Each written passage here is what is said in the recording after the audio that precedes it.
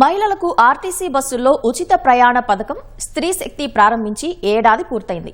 సంవత్సర కాలంలో యువతులు, మహిళలు 87 కోట్ల ప్రయాణాలు ఉచితంగా చేశారు. 3095 కోట్ల రూపాయల విలువైన సబ్సిడీ ప్రభుత్వం భరించింది. స్త్రీ శక్తి పథకం సూపర్ హిట్ కావడంతో ఇబ్బందులు సరిచేసి మరింత సాఫీగా ప్రయాణం సాగేలా ఆర్టీసీ చర్యలు తీసుకుంటుంది. రద్దీకి తగ్గట్టు బస్సులు లేకపోవడంతో దశల వారీగా విద్యుత్ బస్సులు, సీఎన్జీ బస్సులు ప్రవేశపెట్టేందుకు సిద్దమవుతోంది. దీనిపై మా ప్రతినిధి సాయి కృష్ణ గ్రౌండ్ రిపోర్ట్.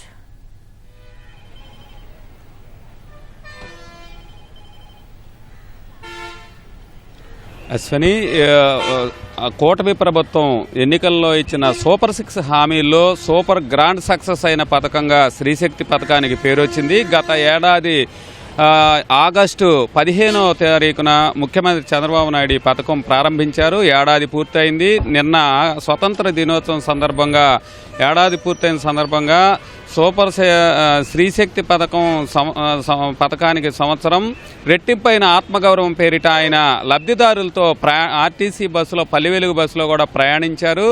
ఈ పథకం అమలు జరుగుతున్న తీరుని స్వయంగా లబ్ధిదారులతో ఆయన అడిగి వివరాలు తెలుసుకున్నారు. ఒక్కొక్క కుటుంబానికి సగటున నెలకు ఎంత మేర ఆదాయం వస్తోంది, ఈ ప్రయాణం సబ్సిడీ వల్ల, ఉచిత ప్రయాణం వల్ల మహిళలు, అట్లాగే విద్యార్థినులు, యువతులు, అర్హత ఉన్న వారందరికీ కూడా ఒక ఆధార్ కార్డు చూపిగానే ఉచితంగా ఆర్టీసీ బస్సుల్లో 5 రకాల బస్సులు, express service, Palle Velugu, ultra Palle Velugu, city ordinary service, అట్లాగే మెట్రో ఎక్స్ప్రెస్ సిటీ సర్వీస్, ఈ 5 రకాల బస్సుల్లో ఉచితంగా ప్రయాణించే అవకాశం కల్పించింది ఆంధ్రప్రదేశ్ ప్రభుత్వం. ఏడాదిగా 80 కోట్ల మంది మహిళలు ఈ ఉచితంగా రాయితీగా ప్రయాణం చేశారు. దీని విలువ 3095 కోట్ల రూపాయల సబ్సిడీ ప్రభుత్వం భరించింది. దీన్ని ఇంకా మెరుగ్గా అమలు చేసేందుకు కూడా ప్రభుత్వం ముందుకు సాగుతోంది.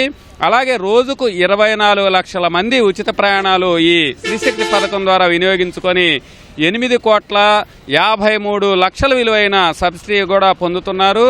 ప్రస్తుతం ఆర్టీసీ బస్సుల్లో సుమారుగా 10,000 బస్సులు రాష్ట్ర వ్యాప్తంగా అందుబాటులో ఉండగా వీటిలో 76% బస్సులు, అంటే 7,600 పైగా బస్సుల్లో స్త్రీశక్తి పథకానికి అర్హత ఉంది. మహిళలందరూ కూడా ప్రయాణించేందుకు అవకాశం ఉంది. ఈ పరిస్థితుల్లో ప్రస్తుతం అయితే ఇంకా కొంత ఇబ్బందికరమైన పరిస్థితి కూడా ఉంది. అంతకుముందు గతంలో ఆర్టీసీలో ఉన్న ఆక్యుపెన్సీ రేషియో ఈ స్త్రీశక్తి పథకం అమలు చేసిన తర్వాత 95% పైగా పెరిగింది. బస్సులో ముఖ్యంగా పల్లె వెలుగు ఉదయం, సాయంత్రం వేళ పీక్ అవర్స్ అంటారు, రద్దీ వేళలు, ఆ సమయంలో అత్యధిక రద్దీగా బస్సులన్నీ కూడా నిండిపోయి ప్రయాణిస్తున్నాయి. కొన్ని చోట్ల బస్సులు ఆపలేని పరిస్థితి. సిబ్బంది కూడా చాలా కష్టపడి ఈ ప్రయాణం సాగిస్తున్నారని చెప్పాలి. వాళ్ళు సేవలు అందిస్తున్నారు. ఆర్టీసీ సిబ్బంది కూడా ఈ స్త్రీశక్తి పథకం అమలు చేయటం, విజయవంతం అవడంలో కూడా వాళ్ళ కృషి కూడా అమోఘమైందని కూడా చెప్పాలి. ఇలాంటి సందర్భంలో ఈ రద్దీని తట్టుకునేందుకు కూడా ప్రస్తుతం ప్రభుత్వం దేశవ్యాప్తంగా ఒక విధానం అమలు చేస్తున్నారు. భవిష్యత్తులో విద్యుత్ బస్సులు దశల వారీగా రాష్ట్రంలో 1550 వరకు కూడా అమలు చేయబోతున్నారు.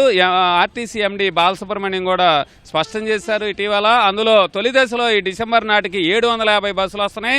స్త్రీశక్తి పథకం రద్దీ తట్టుకోలేకపోతున్నాం, తమపై దాడులు చేస్తున్నారు, చాలా సందర్భాల్లో డ్రైవర్లు కొడుతున్నారు, సిబ్బందిని కొడుతున్నారని ఆర్టీసీ జేఏసీ నేతలు కూడా ప్రభుత్వం దృష్టికి తీసుకెళ్లారు. ఈ నేపథ్యంలో బస్సులు మరిన్ని కొనుగోలు చేయాలి, అందుబాటులో తీసుకురావాలని కూడా నిర్ణయించారు. అందులో ఈ రద్దీని తట్టుకునేందుకు తక్షణం 500 సీఎన్జీ బస్సులు కూడా కొనుగోలు చేయాలని ఆర్టీసీ నిర్ణయించింది. టెండర్ల ప్రక్రియ కూడా ప్రారంభించబోతున్నారు. త్వరలోనే అవన్నీ అందుబాటులోకి వస్తే ఈ పథకం మాత్రం ఇంకా మరింత దిగ్విజయంగా మహిళలకు, విద్యార్థులకు, యువతలకు ఉచిత ప్రయాణం కల్పించే పరిస్థితి చాలా బాగుంటుందని కూడా మనం చెప్పాలి.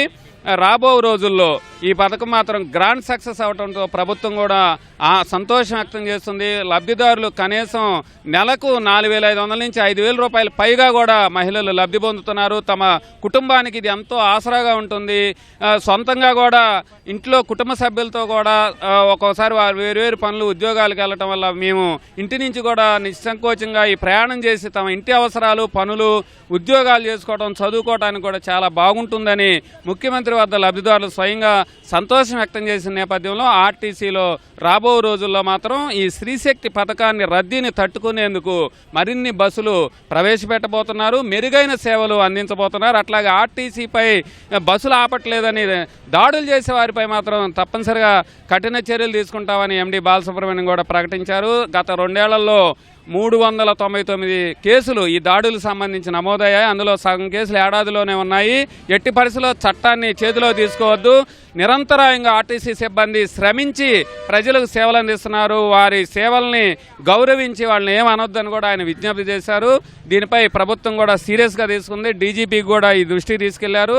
రాబో రోజుల్లో దాడులు జరిగితే మాత్రం ఆర్టీసీ సిబ్బంది మీద కఠినంగా వ్యవహరిస్తామని చెప్తున్నారు. ఏదేమైనా గత ఏడాదిగా స్త్రీశక్తి పథకం ప్రభుత్వంకి దిగ్విజయమైన పథకాలుగో సూపర్ హిట్ అయిన పథకాల్లో సూపర్ 6 పథకాల్లో ఇది మేటుగా నిలుస్తుందని చెప్పడంలో ఎలాంటి సందేహం లేదు. అశ్వని. కెమెరామెన్ సాయి కుమార్తో సాయి కృష్ణ, ఈటీవీ న్యూస్, విజయవాడ.